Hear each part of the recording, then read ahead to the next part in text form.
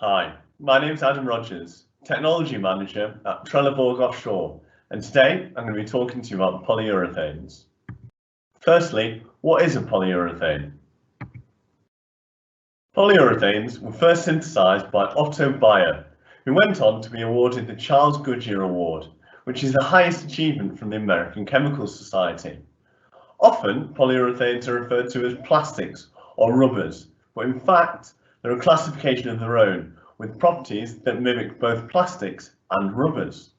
Typically, they're made from the reaction of different types of isocyanates and different polyols to yield an infinite number of final polymer structures. There's lots of variants on polyurethanes, and one single formulation can give you an infinite number of different properties for the final structure. Now, I'll talk about the chemistry of polyurethanes.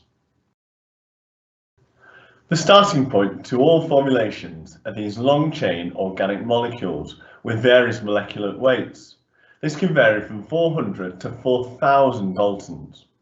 Over 70% of a complete polyurethane structure can be one of these materials, so picking the right one is ideal when you look at the end application for the polyurethane. For example, polyethers are used in subsea applications due to their excellent hot-wet properties. Polyesters are used in mining components due to their high abrasion resistance, and polycaprolactans are used in dynamic applications due to their fatigue endurance. Next, we talk about these chain extenders. So the larger molecules are coupled with smaller molecules with much lower molecular weights. We call these chain extenders. These are normally amines or diols, as you can see by these examples here. Now, these chain extenders dictate the final polymer's cross-link density, and their loading levels are tweaked to impact the final hardness and the ultimate mechanical properties. High molecular weight polyols and these low molecular weight chain extenders make up the polyol component to a PU system. The polyol component is reacted with isocyanates to produce the chemical reaction which is needed to synthesize a polyurethane. There are different types of isocyanates with pros and cons for the final polyurethane structure. For example, TDIs, which are on the top left of your screen right now, have excellent high temperature stability, but are volatile and hazardous, so dangerous in modern industry. HDIs, which are on the bottom left of your screen, have excellent UV stability, but are typically weaker with lower mechanical strength. In addition to the polyol and ison components, there's much more to a final polyurethane formulation. There are multiple extras to fine-tune any formulation to specific needs.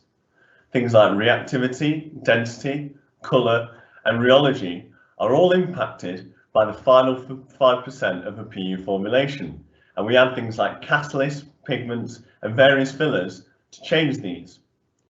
All raw materials I've spoken about here have a near infinite number of variants, and each combination produces a polymer with different mechanical properties.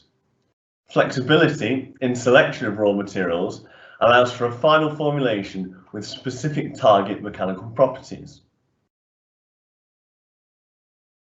There are two main blocks in a final structure. There's a soft block and a hard block. The soft block is the amorphous phase, made up of longer chain molecules, things like the polyethers and polyesters that I spoke about. The hard block is the cross-linked phase, which is dictated by the reaction of isocyanates and chain extenders. These two blocks work together to give the final properties and the specific mechanical properties we need in applications.